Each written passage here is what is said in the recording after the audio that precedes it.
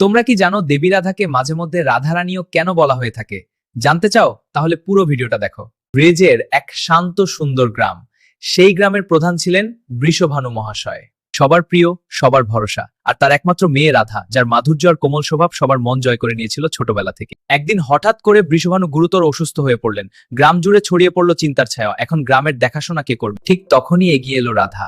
শান্ত কণ্ঠে, দৃঢ় মনে সে বলল, প্রথমে কেউ বিশ্বাস করতে পারেনি, কিন্তু ধীরে ধীরে রাহা তার বুদ্ধি, সহানুভূতি আর ন্যায়বোধ দিয়ে সবার মন জয় করে নিল।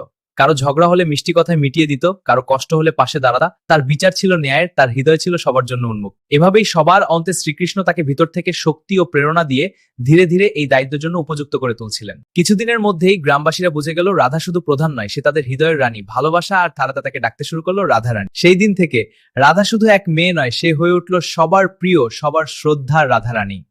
তাহলে বলো, কেমন লাগলো ঘটনাটি? ভাল লাগলে লাইক, কমেন্ট, শেয়ার করে সাবস্ক্রাইব করো আমার চ্যানেলটি। আরো এমন ঘটনা শুনতে আমার সাথেই থাকো। চ্যানেলটি সাবস্ক্রাইব করে টাটা, বাই বাই।